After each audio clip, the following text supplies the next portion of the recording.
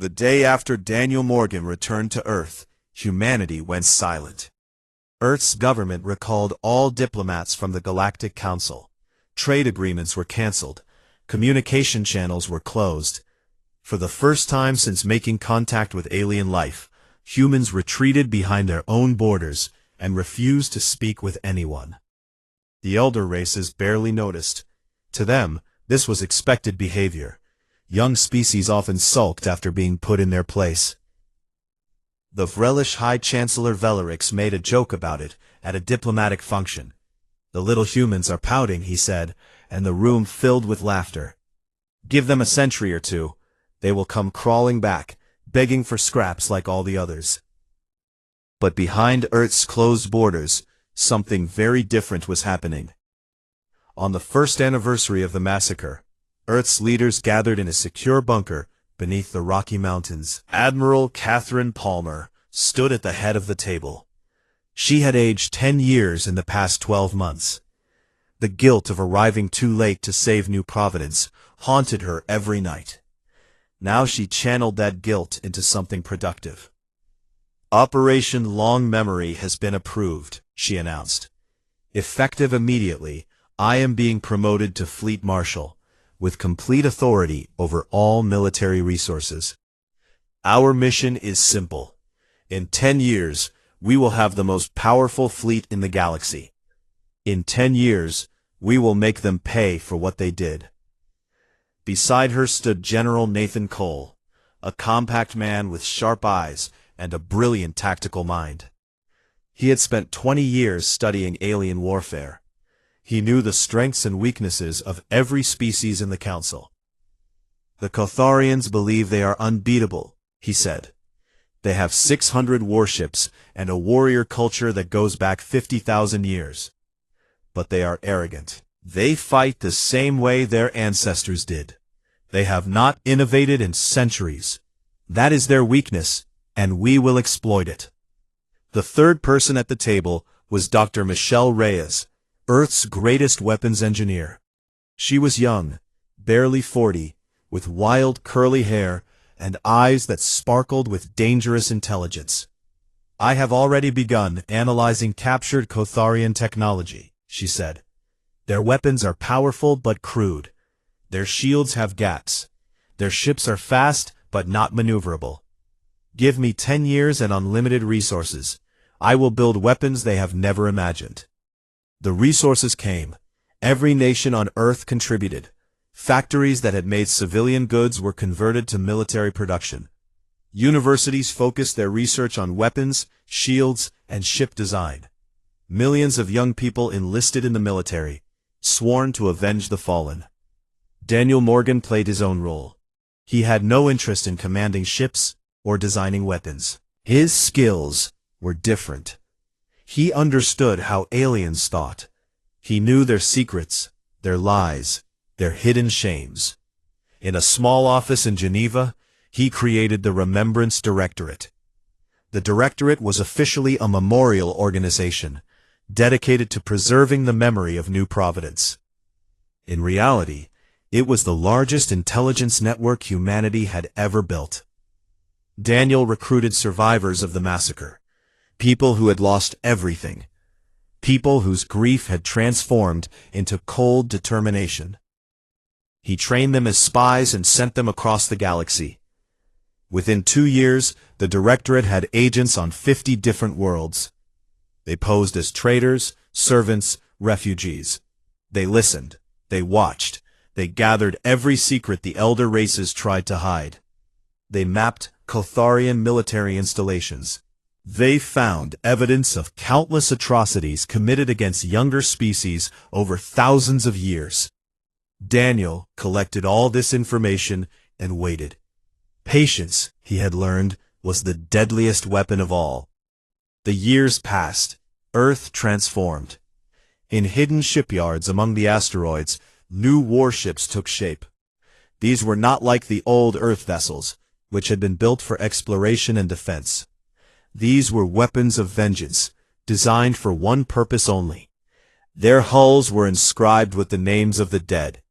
Their crews trained every day for the battle that was coming. Fleet Marshal Palmer oversaw everything.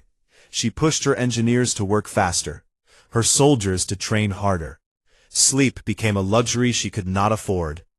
Every time she closed her eyes, she saw New Providence burning. That image drove her forward when exhaustion tried to pull her down. General Cole developed new tactics. He studied every battle the Kotharians had ever fought. He found patterns in their strategies, weaknesses in their formations.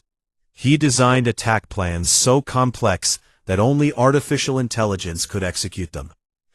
Then he worked with Dr. Reyes to build that intelligence into every ship. Dr. Reyes created miracles. She developed new shield technology that could adapt to enemy weapons in real time. She designed missiles that could think for themselves, changing course to avoid defenses. She built energy weapons so powerful that the Galactic Council had banned their development centuries ago. Humanity ignored those bans. They were done playing by rules that only applied to them. On Earth, the memorial wall in Geneva grew longer every year. 7 kilometers of names, etched in black stone. School children visited every month. They traced the letters with their fingers and whispered promises to the dead. We will make them pay. In the 5th year, Daniel Morgan received a report that made him smile for the first time since losing his family. The Kotharian warlord Fesrak was celebrating again. He had placed trophies from New Providence in his palace, pieces of destroyed buildings, flags taken from the ruins. He showed them to visitors and laughed about the weak humans who had died so easily. Let him laugh, Daniel said softly. Let him enjoy these last few years. When we come for him, I want him to remember exactly what he has done. The 10th year arrived like a held breath finally released. The fleet was ready. 400 warships, each one more advanced than anything the galaxy had ever seen. Their crews had trained for this moment their entire adult lives. They knew the names of the dead by heart. They had sworn oaths of vengeance that could not be broken.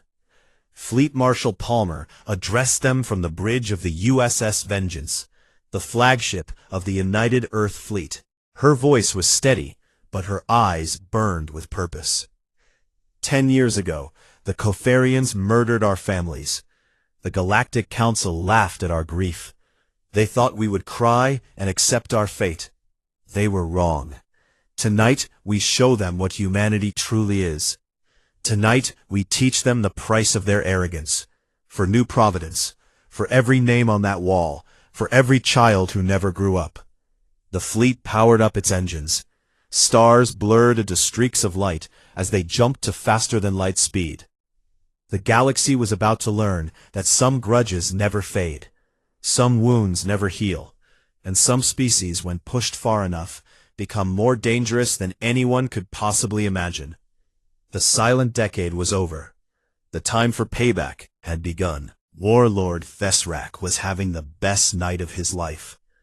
10 years ago on this exact date, his fleet had crushed the human colony of New Providence. Now he celebrated that glorious victory in his palace on the Kotharian homeworld. Thousands of guests filled his great hall. Military commanders, politicians, wealthy merchants, they all came to honor the greatest warrior of his generation. Fesrak stood on his throne platform, his massive reptilian body covered in ceremonial armor. His scales were dark green, almost black, marked with the scars of 100 battles. His yellow eyes surveyed his guests with satisfaction. 10 years, he announced, his deep voice silencing the crowd. 10 years since we showed the galaxy that the Kotharian Empire fears nothing. The humans sent their ambassador to beg and cry. The council gave us what we wanted. And when we decided to take our prize early, no one stopped us. Servants brought more food and drink. On the walls hung the trophies Fesrak treasured most. Flags from New Providence, pieces of destroyed human ships, a scorched stuffed toy that had belonged to some human child. The humans thought they could stand against us, Fesrak continued, his teeth showing in a cruel smile. They learned the truth. In this galaxy, the strong take what they want. The weak die. That is the only law that matters. More cheering. More celebration. Nobody noticed when the lights flickered. In orbit above the planet, the Catharian defense network hummed along as it had for centuries. Satellites monitored every approach route. Weapons platforms stood ready to destroy any threat. A fleet of 60 warships patrolled the system, more than enough to handle any enemy. At exactly midnight, every system went dark. The virus had been planted 7 years ago by a Remembrance Directorate agent posing as a maintenance worker. It had waited patiently in the code, invisible to all scans, counting down to this precise moment. Now, it woke up and spread through every connected system in seconds. Defense satellites went blind. Weapons platforms shut down. Communication arrays fell silent. The patrol fleet suddenly found themselves unable to talk to each other or to their commanders on the ground. And then, the sky filled with fire. The United Earth Fleet emerged from faster-than-light travel in perfect formation. 400 warships appeared simultaneously, surrounding the planet in every direction. Their hulls gleamed in the starlight, each one bearing thousands of names in letters of gold. The names of the dead, the names of the reason they were here. Fleet Marshal Catherine Palmer stood on the bridge of the USS Vengeance, watching the chaos unfold on her screens. The Catharian fleet was scrambling. Ships moving without coordination, commanders screaming orders that no one could hear. All ships, Palmer said calmly, begin attack. What happened next would be studied in military academies for centuries. The Catharians had always believed in overwhelming force. Their tactics were simple: charge at the enemy, hit them hard, victory through brute strength.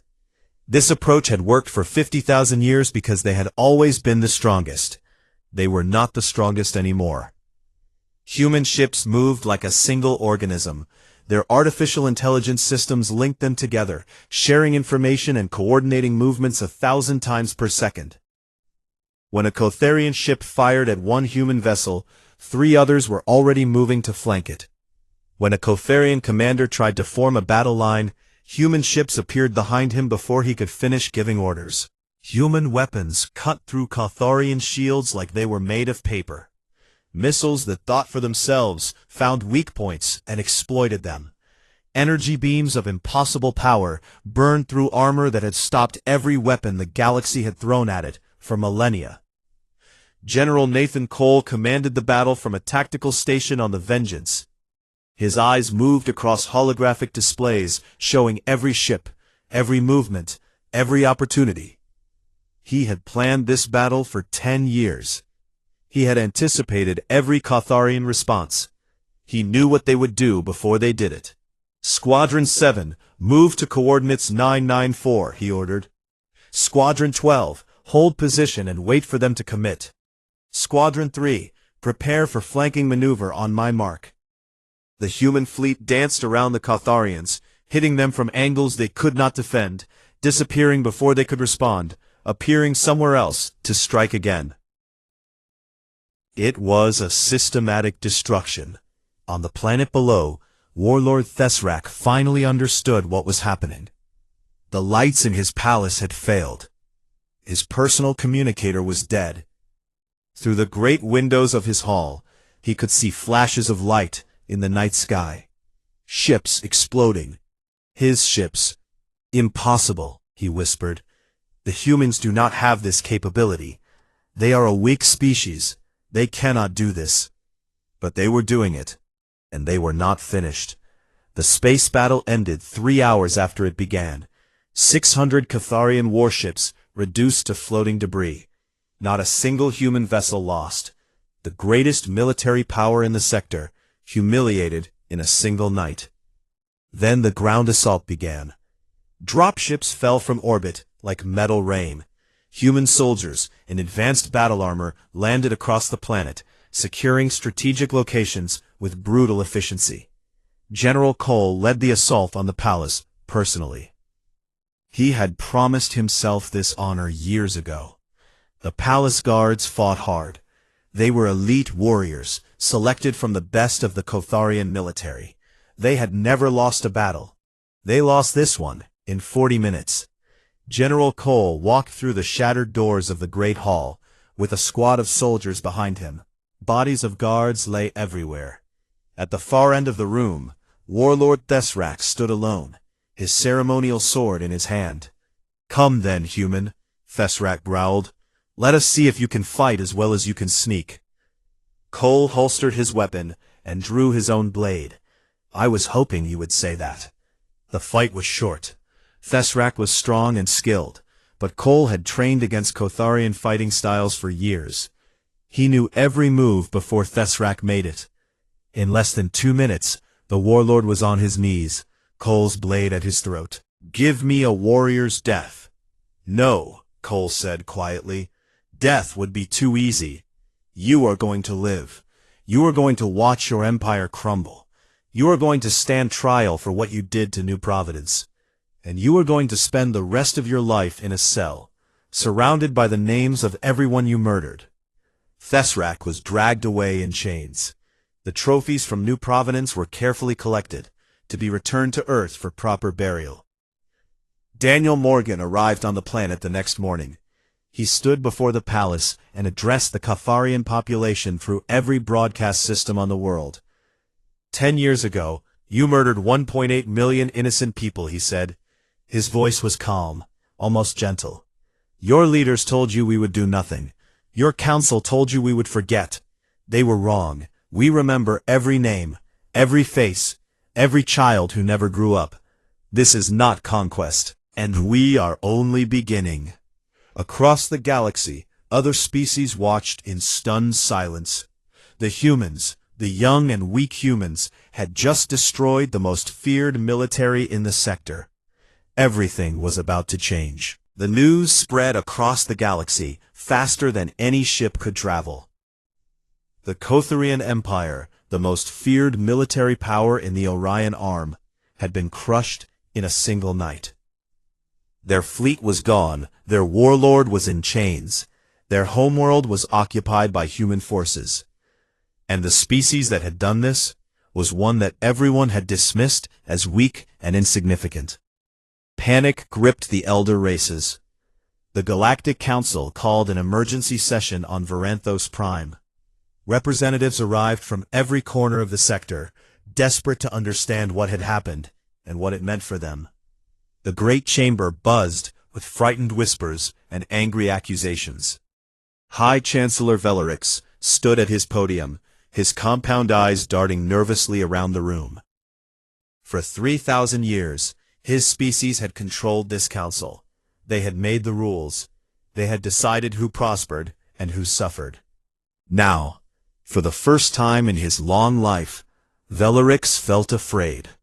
"Order," he demanded, clicking his mandibles sharply. "This council will have order." The chambers slowly quieted. "We are here to address the human aggression against the Kotharian Empire," Velarix continued. "This attack was unprovoked and illegal. It violates every principle this council stands for.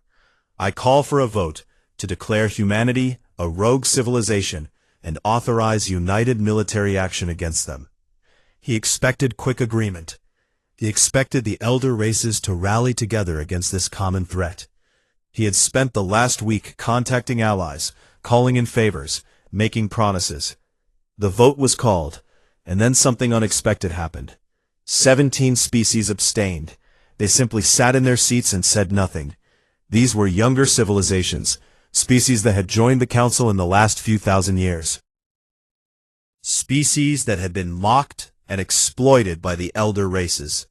Species that had their own grievances. Then the votes against began.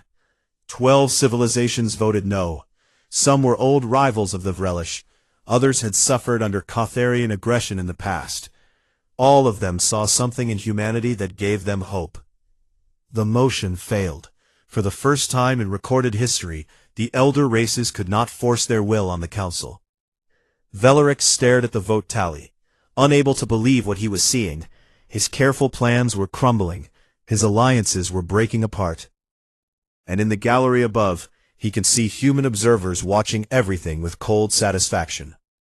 "This council has made a grave error," Velorix said, his voice tight with anger. "History will remember this day as the beginning of galactic chaos. History will remember this day quite differently." The voice came from the main entrance. Every head turned to see Daniel Morgan walking down the central aisle. He wore the same simple gray uniform he had worn 10 years ago. His hair was completely gray now, his face lined with age and grief. But his eyes were sharp and clear, filled with a purpose that could not be denied. 2 human soldiers walked behind him, but they were clearly escorts, not guards. Daniel Morgan was not here as a prisoner. He was here as a conqueror. He climbed the steps to the speaker's platform and faced the council. For a long moment, he simply looked at them, studying the faces of the beings who had laughed at humanity's suffering. 10 years ago, I stood in this exact spot, he began. I begged you for justice. I showed you evidence that the Kotharians were preparing to attack our colony. I asked for protection for over 2 million innocent people. He paused, letting the memory hang in the air. You told me that young species must learn their place. Then you watched as 1.8 million humans were murdered, including my wife and children, and you called it a misunderstanding. Velorix opened his mouth to respond, but Daniel raised his hand. I am not finished, Chancellor. You had your chance to speak. For 10 years you had every opportunity to make things right. You chose to do nothing. Now it is our turn to speak. He pulled a small data chip from his pocket and placed it on the podium. This chip contains evidence of 142 similar atrocities committed by elder races against younger civilizations over the past 1,000 years. Worlds burned to ash, entire species enslaved, billions of beings killed for resources, for territory, or simply because the elder races could do it without consequence. Gasps echoed through the chamber. Some representatives looked away in shame. Others glared at Daniel with open hatred. For 10,000 years, this council has operated on a simple principle, Daniel continued. The strong take what they want. The weak suffer what they must. You thought that was wisdom. You thought that was the natural order of things. You were wrong. He took a breath and looked around the room slowly. Humanity proposes a new accord. From this day forward, all species will have equal representation on this council. An independent court will be established to try war crimes, regardless of who commits them. Reparations will be paid to every civilization that has suffered under elder race aggression. The era of might making right is over. Velorix let out a harsh laugh. You dare to threaten us? You have destroyed the Kotharians, yes, but they were one empire among many. We have ruled this galaxy for 10,000 years. We have fleets you cannot imagine. We will crush you like the insects you are. Daniel smiled, and there was no warmth in it. Chancellor, I was hoping you would say something like that.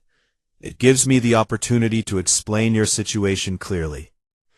He touched a control on the podium, and a holographic map of the galaxy appeared above the council chamber. Red dots appeared at 17 different locations, scattered across the Orion Arm. Those red dots represent United Earth Fleet battle groups, Daniel said. Each one consists of at least 40 warships, positioned at strategic hyperspace intersections. We can reach any major world in this sector within hours. We have already demonstrated what our ships can do. More dots appeared on the map. These were blue, and there were many more of them. The blue dots represent our allies. 17 younger civilizations have agreed to support our proposal. Their combined fleets add another 300 ships to our cause. More are joining every day. The chamber erupted in chaos. Representatives shouted at each other. Some species were already trying to leave, desperate to reach their homeworlds before the situation got worse. "You have 30 days to accept our terms," Daniel said, his voice cutting through the noise. "After that, we will implement these changes ourselves. You can join the new order willingly, or you can be dragged into it. But make no mistake, the galaxy you knew is already gone. The only question is whether you will help build something better, or be remembered as those who stood in the way." He turned to leave, then paused and looked back at Velarix. "You once told me that young species must learn their place. You were right about that. We have learned our place. It is not beneath you. It is not beside you. It is wherever we choose to stand. And right now, Chancellor, we choose to stand on your throat." Daniel Morgan walked out of the council chamber without looking back. Behind him, the elder races scrambled to save themselves from the storm they had created. The countdown had begun. The 30 days that followed changed everything. High Chancellor Velarix refused to accept defeat. On the first day after Daniel Morgan's ultimatum, he began contacting every elder race in the sector. His message was simple: the humans must be stopped. If we do not unite against them now, they will destroy us all, one by one. But unity was harder to find than Velarix expected. The Remembrance Directorate had spent 10 years preparing for this moment. They knew every secret the elder races had tried to hide. They knew about Velarix's personal fortune, stolen from younger species over centuries. They knew about the bribes, the murders, the lies that held the old order together. On the 5th day, evidence of Vrelish corruption began appearing on news networks across the galaxy. Documents showed that Velarix had taken payment from the Kotharians to approve their claim on New Providence. He had known about the planned massacre and done nothing to stop it. He had profited from the deaths of 1.8 million people. The Vrelish people were shocked. For generations, they had believed their leaders were wise and honorable. Now they learned the truth. Protests erupted on their homeworld. Military officers refused orders. Politicians who had supported Velarix were arrested by their own people. On the 15th day, Velarix was removed from power by his own government. His replacement was a younger Vrelish named Kelrix, who had always opposed the elder race policies of exploitation and cruelty. Kelrix immediately contacted Daniel Morgan and asked to negotiate. Similar scenes played out across the sector. Elder race governments that had seemed unshakable began to crack. The evidence released by the Directorate showed decades of crimes that their citizens had never known about. Some leaders fled into hiding. Others were arrested by their own people. A few tried to fight back and were quickly defeated by the growing alliance of younger species. The Selvari, a peaceful species that had been economically exploited for 500 years, joined humanity's coalition and brought their vast merchant fleet. The Torvan, whose homeworld had been conquered by the Kotharians 3 centuries ago, contributed their shipyards and engineers. Species that had never dared to speak against the elder races suddenly found their courage. By the 25th day, it was clear that the old order was finished. The only question was, what would replace it? On the 30th day, representatives from every civilization in the sector gathered on Varanthos Prime. This time, they came not as rulers and subjects, but as equals. The great chamber of the Galactic Council, which had witnessed so much injustice over the millennia, was about to see something new. The New Providence Accords were signed at exactly noon, Galactic Standard Time. Daniel Morgan stood at the center of the chamber, reading the terms aloud, while translators broadcast his words in hundreds of languages. Every species would have equal representation. No civilization would have more power than another, regardless of age or military strength. An independent court would try anyone accused of war crimes, from the lowest soldier to the highest leader. Reparations would be paid to every species that had suffered under the old system. And a new defense force, made up of ships from all member civilizations, would protect the weak from the strong. It was not perfect. Many details would take years to work out. Old hatreds did not disappear overnight. But it was a beginning. For the first time in 10,000 years, the galaxy had a chance to build something better. Warlord Thesrak was the first to stand trial under the new system. The evidence against him was overwhelming. Recordings of his orders to attack civilian targets. Messages celebrating the massacre. Testimony from survivors who had watched their families die. The trial lasted 3 weeks, and the verdict was never in doubt. Thesrak was found guilty of genocide and crimes against sentient beings. His sentence was life imprisonment on a barren planet at the edge of the sector. But that was not the worst part of his punishment. The walls of his cell were covered with the names of everyone who had died on New Providence. 1,800,000 names surrounded him every day. He would live the rest of his life with those names staring at him, reminding him of what he had done. Fleet Marshal Catherine Palmer retired after the Accords were signed. She had given 20 years of her life to building humanity's revenge, and she was tired. She moved to New Providence, where a new colony was being built on the ruins of the old one. There, in a small house overlooking the memorial site, she planted a garden. Young officers would sometimes visit her, seeking wisdom from the hero of the Catharian War. She always told them the same thing. We built our fleet for vengeance, but vengeance alone is empty. What matters is what you do after. Use your strength to protect the innocent. Never become what you fought against. General Nathan Cole accepted command of the new Galactic Defense Force. His mission was to ensure that no species would ever again suffer what humanity had suffered. He was strict but fair, demanding excellence from every officer, regardless of their origin. Under his leadership, the Defense Force became a symbol of the new order, a promise that the galaxy had truly changed. Dr. Michelle Reyes refused any military position. Instead, she founded the first interspecies university on Earth. Students came from across the sector to learn human engineering, to share their own knowledge, to build something together. The weapons she had designed for war were adapted for peaceful uses. The technology that had destroyed fleets now powered colonies and healed the sick. Daniel Morgan served as Earth's ambassador for 30 more years. He watched the New Providence Accords grow and evolve. He saw old enemies become allies.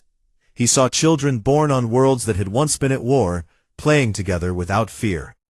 The grief that had driven him never fully faded, but it was joined by something else: pride in what humanity had built, hope for what the galaxy could become. He died at 94, surrounded by friends and family. His last words were spoken to his granddaughter Nicole, who had grown up hearing stories of the great struggle.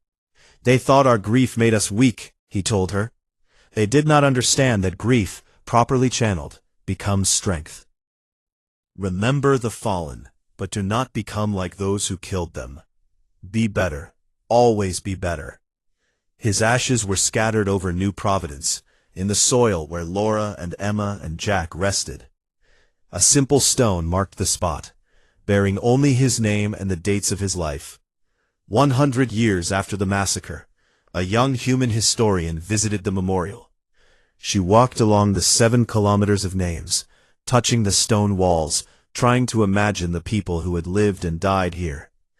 At the end of the wall, she found a small plaque that had been added years after the original construction. It read simply, "They died because the galaxy believed might made right. They are remembered because humanity proved it wrong."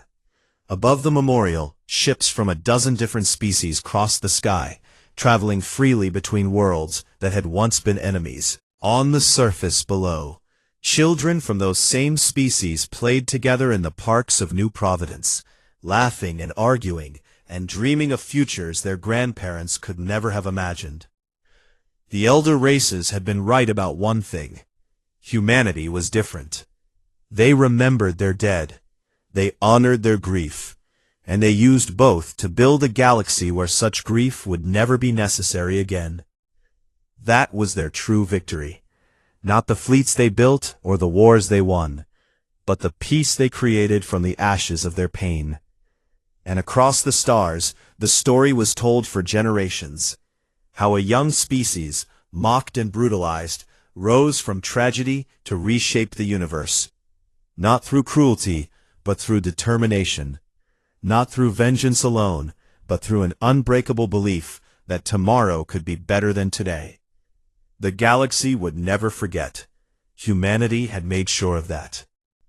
The Great Hall of the Galactic Council was the largest structure Daniel Morgan had ever seen. Crystal pillars rose hundreds of feet into the air. Strange lights floated near the ceiling like captured stars. Representatives from 47 alien civilizations filled the curved seats that surrounded the central platform. Daniel stood at that platform now, wearing the simple gray uniform of Earth's diplomatic corps. He was 52 years old, with tired eyes and gray streaks in his dark hair. 20 years ago, he had commanded warships. Now he commanded only words, and today those words had failed him completely. The Council has reached its decision, announced High Chancellor Velarix. The Vrelish leader was an insectoid creature, standing 8 feet tall with 4 arms and compound eyes that reflected the chamber's lights. His species had ruled this council for 3,000 years. The planet designated as New Providence falls within ancient Cotharian territory. Humanity will evacuate all settlers within 60 standard days. Daniel felt his heart sink. Behind him, he could hear the Catharian delegation celebrating. Their hissing laughter echoed through the hall. Warlord Thesrak, the massive reptilian commander who led them, made no effort to hide his pleasure. "High Chancellor," Daniel said, keeping his voice steady. "New Providence has been a human colony for 80 years. Over 2 million people live there. They have built homes, schools, hospitals. You cannot simply erase that." Velarix's mandibles clicked together in what passed for amusement among his kind. "Young species must learn their place in the galactic order, Ambassador Morgan. The Council has spoken. This matter is closed." Daniel wanted to argue more. He wanted to slam his fist on the podium and demand justice. But he had learned in his 3 years as ambassador that the elder races did not listen to younger species. To them, humanity was a child throwing a tantrum. Their concerns did not matter. He returned to Earth on a transport ship that same night. His wife Laura was waiting for him at the spaceport, their 2 children beside her. Emma was 12, with her mother's bright smile. Little Jack was only 7, already talking about becoming a starship pilot someday. "It didn't go well," Laura said softly, reading his face. Daniel shook his head. "They gave the Cotharians everything. We have 60 days to move over 2 million people. It's impossible." Laura took his hand. "We'll figure something out. We always do." But there was nothing to figure out. Over the following weeks, Daniel worked around the clock. He begged other species for help with the evacuation. He requested emergency transport ships. He pleaded with the Council to extend the deadline. Nobody cared. On the 42nd day, Daniel was in his office on Earth when the emergency transmission came through.